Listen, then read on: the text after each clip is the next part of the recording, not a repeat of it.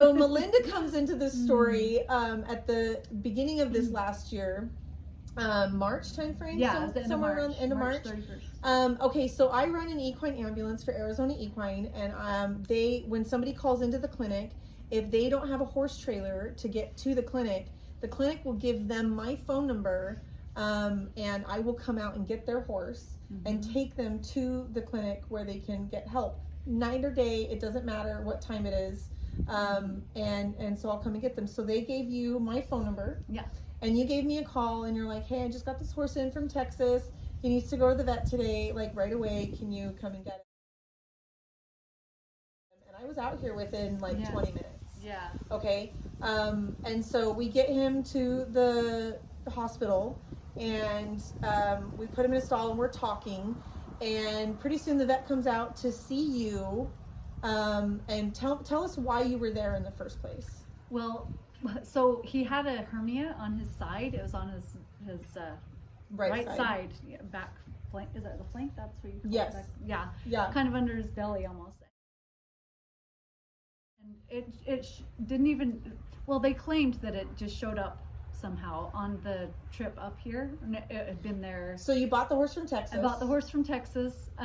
I had seen videos kind of from a little bit of a distance. This was my first time buying a horse. I had no idea, right? And I thought I had multiple family members look at the video. None of us could spot that. But then, well, because it's not something that you would notice because it's your first horse, right? But she also did a pre-purchase exam, yeah. which you're supposed to do if you have a horse that is say over $500. Yeah, you need to do a pre-purchase exam because. Like the cheapest Mistake part, number. the cheapest part time. of the horse is purchasing the horse. Everything else that comes after, the feed, the saddle, the vet bills, things like that, adds up fast. Super okay, fast, yeah. And if you can't afford all of those things, you shouldn't be getting a horse. Right. Yeah. So what I respect about you is that horse came in, and with less than 12 hours of that horse being on property, you had him to the vet getting the care that he needed. Yeah. So I totally respect that, but. You went through a guy you had never met. Mm-hmm. You never saw the horse in person. Right. Yeah. But you did do a pre-purchase exam. So tell us about that. Well, they did the Coggins and all that, but they didn't ever do like a full-on pre-purchase physical. Okay. Yeah, which was a mistake. I didn't really know that you were supposed to do all that. So that was a huge mistake, and I learned the hard way from all that. But when they were talking, I had texted the guy when they dropped the horse off, and he's like, "Oh, that should be easily fixed." That just happened while he was on his way. So you told the seller that this horse had a hernia. Yeah. And don't think hernia. It wasn't a hernia. This thing was this big. It was like 2 grapefruits put together. It was huge. Yeah. And the poor thing doesn't appear overnight. It does not overappear. But didn't didn't the transport driver call you about it? Yeah. And he said that it had just shown up on the. So I think he was kind of in on it. In cahoots he had with the to seller. Have been. Okay. He had to have been, because there's no way you would miss that. Did he help you get the seller or the hauler? Did he what? Was he the one that helped you find the hauler? The seller helped me find that hauler. Then I would was say it his that's vet too. Yeah. Yep. So it was all such a it was awful. So horse people, in my estimation, are either totally honest or total crooks. There is no middle ground. Oh, and let me tell you, I got one of my first mini that same week. So I got 2 horses that week. The first one, everything went so smoothly. They handled things so much better. And that horse was coming clear from Alabama. They were amazing. They did a great job. So I thought, of course, everything will be great with the second one. Right. And no, not at all. So yeah, we were both, Kari stayed there with me we were there all day, basically. All day, yeah. Yeah. I only stayed with you. I don't normally do that, but I stayed with you because it became clear that you were kind of out of your depth. Yeah, I didn't know what to expect. You didn't know the right questions to ask, basically. Right. Yeah. Well, and we both thought it would be something that they probably could somehow fix, and the vets seemed to think they could fix it as well. So he was in there for almost 2 hours, wasn't it? Yeah, actually, I think it was a little bit longer than that. Dr. Taylor did the operation, and he's amazing. Yeah. And we literally were sitting outside of the window at Arizona Equine watching the entire surgery. What made them decide to do the surgery, though? Just because it was so big? Or? It was massive. Yeah. Right. Was there like something happening that caused them to go into surgery? I'm not super familiar how that went down. Part of it was Dr. Taylor had a hole in his schedule. And Yeah. part of it was something can go wrong very quickly if we don't get this Gotcha. fixed right So away. it was not necessarily an emergency, but like something that needed to happen ASAP. Kind of ASAP, thing. yeah. Gotcha. Yeah. So after working on him for at least 2 hours, he finally called me in and said, "This is unrepairable. We have tried everything. The mesh on the abdominal wall. The abdominal wall wouldn't hold it because it was all scar tissue." And he said, "This has been here well over a year." And his sutures would just pull right through Pull the scar right through tissue, it. and Nothing he would- couldn't find nothing would anything fix to it. suture it to. And that's Yeah. what surprised It me was is devastating. when I was sitting there with you and I'm talking you through it and I'm explaining why they're draping this and leaving that open and tying this leg up and things like that. It shocked me that Dr. Taylor called you into the surgery room because all of a sudden this sterile site was no longer sterile. Yeah. And that never happens unless something has gone wrong. Yeah. And so you went into the back and then you had to go through another door into the surgery suite. And when I saw that surgery suite open, my heart sunk.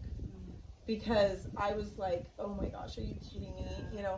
And so when he took you into the surgery suite, did he show you on, because I saw you step up toward the horse. Yeah, he where showed the me, surgery site was. Yeah, he showed me everything, the whole incision site, everything that he had been trying to work on, and showed me how they just weren't holding. And we could see a lot of that through the window. There were just some things we couldn't see details. Well, but what we were seeing Yeah. is that he kept going through, he would get us a container of catgut, and he would go through it. And it wouldn't hold, and so he would get another one, and you even made the comment to me. You're like, "Oh my gosh, that's a lot of sutures," and I said, "No, he hasn't thrown a single stitch, Yeah. because it keeps pulling out, and so he's trying to get something thicker. He kept going thicker on the diameter of the suture thread, Yeah. and nothing would hold, Yeah. and so, yeah, so she came back out where I was in tears, and I knew I couldn't leave her. And what he said was, Instant friendship. it was. I So know. I don't know what I would have done if I'd been there by myself. Just collapse on the floor. No, and there was a lot that you Yeah. didn't know. There was a lot unknown, what do I do now? Okay, so Yeah. what's sad part though is not just losing your horse, but before he went into surgery, when we were still in the barn and we were waiting to go into surgery, you told me that he didn't have a name. Yeah. And Well, I didn't like the name they had for him. He didn't look like a Pepe, I think it was. Something or like something that. like that. I was like, no, that's not his name. And so we came up with a new name, and I was like, how about Casper? I will never name another horse. I will never help anybody name another horse, because I was thinking Casper the Friendly Ghost. He was white. He had a little bit of speckle on him. He was a big horse. He was a really big quarter horse, had a big old butt on him. Yeah. And so I'm like, Casper the Friendly Ghost, because he was so sweet. He You know was, how when yeah. horses go into the vet and they're like freaking out because they're unsure of their New surroundings? place. He Yeah. walked in there like Yep. it was no big deal, Mhm. like Silver. He Yeah. was just like, you want to pet me? Come on over. You know what I mean? It was Yeah. no big deal. He was such a chill guy. Yeah. And I guess they had used him for parades or whatever. Nothing Yeah. phased him, okay? Cool guy. And so I was like, Yeah. Casper the Friendly Ghost. Yeah. And within a few hours, he was dead. Yeah. And I have felt guilty for naming your horse Casper. I felt like I jinxed it a little bit or something like that. But anyway, No. so we left. Dr. Taylor took care of everything, and my new friend Melinda was devastated. And I had a barn full of babies, and you can't help but be happy Yeah. around a barn full of babies. Yeah. And so we went back to my place, and I gave you a tour of my place, and I introduced you to all these babies Yeah. and things like that. And I can't say that I made it better, but But I it helped to there's some kinda comfort. Yeah. you took- you yeah. left my house not in tears. Yeah. So I want to say I made it better. Ruined it So- and made it a little better. Just like soften it. And it was, I'm sure it was still hard. So after the surgery, you got a hold of the seller and you said, this is what happened. I want my money back. Yeah. What did he say? He said, no. He said, that wasn't there. That is not my responsibility. And he thought I was accusing, I'm like, well, yeah, there's a problem here that you did not disclose to me when you sold me this horse.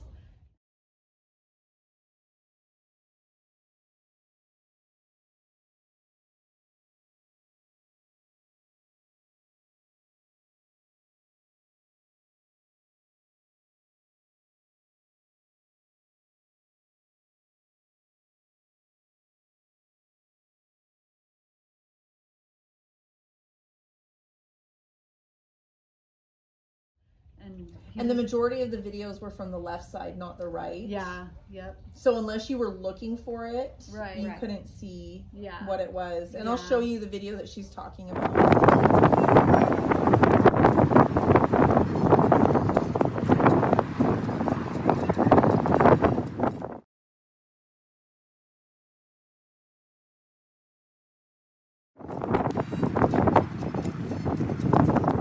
He was just kind of sneaky, and putting a couple of things together, I think we've deduced that he actually, at the exam for the Coggins and everything, go ahead. Okay, so it was the guy that sold it to me, it was his friend who referred me to this guy. And his friend is the one that was on Arizona Horse Corner. So he's the one that ended up taking this horse to get his Coggins and to the vet and doing all that. And the Coggins and the health certificate allow the horses to cross state lines. Yeah. So they don't want to they want to make sure that the horse isn't carrying any diseases that would infect the herd or other horses across state lines. So that it verifies that they're healthy and they're good to go. Yeah. So so he. When I had asked the original owner too, do you know when his birth date? Do you know? I'd asked him all these different, just different questions. He's like, I don't know, when he was born exactly and all that. Well, on the Health and Coggins, it had a birth date, it had his weight, it had like so many other details on there and not his name. It didn't have his name. So I think it was another horse. Yeah. They'd actually taken So we think they switched horses on it. Yeah. So the Health and Coggins got done on a completely different animal, and they put Casper on the trailer to come to Arizona. Right. Yeah. So shady. Yeah, it just very absolutely shady. It just makes me shady. angry. Yeah. Yeah. I've just tried to because I was going to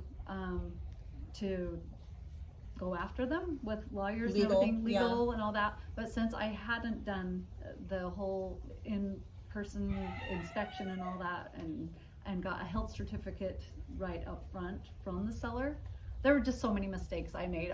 It was a huge learning experience. Big expensive lesson. And so the horse was what, $6,500? He was $5,500, and then $1,000 for shipping, and then with $1,700 for surgery. It all added up to about $8,500 with everything when I was all So in less than 24 hours, spending almost $9,000. Yeah, you don't have a horse. I don't have a horse. Nothing. And the interesting thing about Casper is when Dr. Taylor wrote the surgical notes, and we're telling him the history of this horse and where you got him and stuff, he was saying literally, bluntly on the surgical notes, he says that this horse has had this problem for a really long time, and if somebody is telling you different, they're lying to you.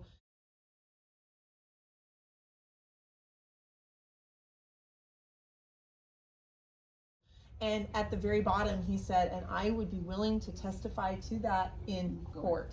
Yep. Because he knew that that's where we were headed, or that's where you and your husband were headed, to recoup some of those expenses from the seller.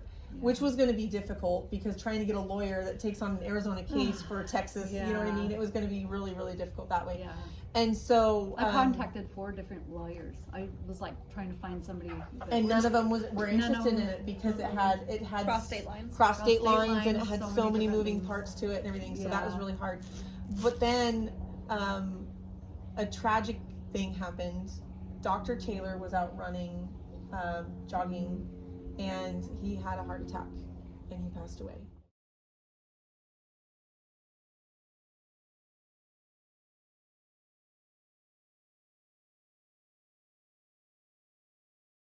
So even if we were able to shortly after, just like a month after. Yeah. So even if you were able to get this to court, your star witness says I will testify to this in court, now can't show up to court. Yeah.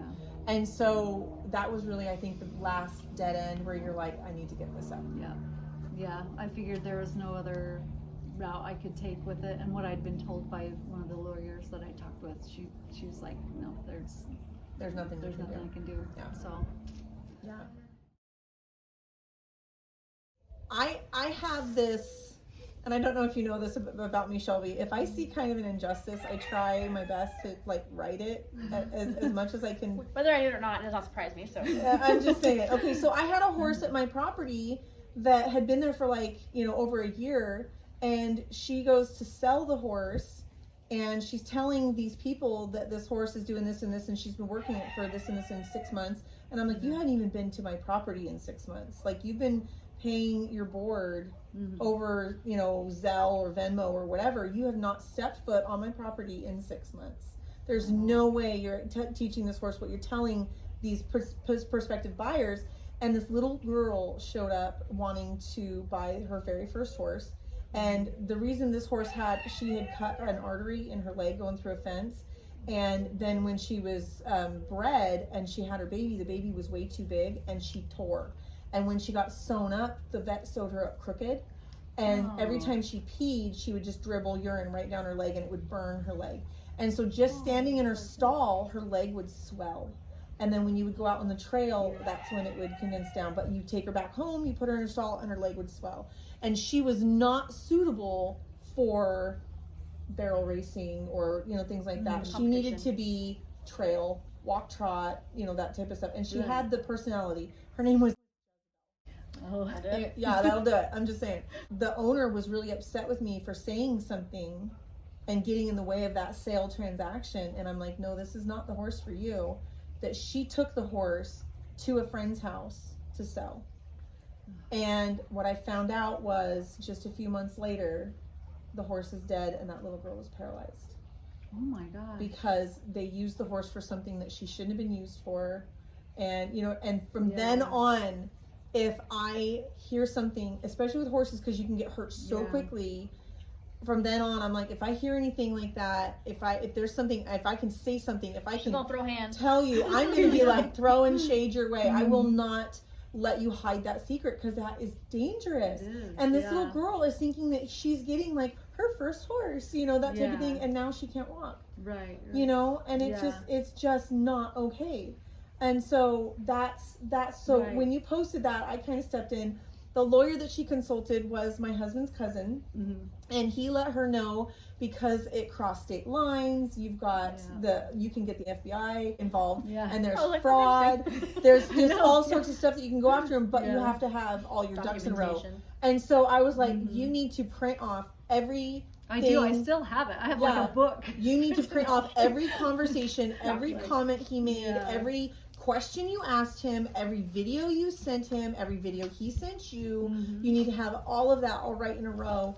And I thought I had done my due diligence. That's the one thing I wish I had known. Like, yes, you always get a vet of your choosing to go out and check him. I didn't know that. There were just things I didn't know. And so hard learning lesson.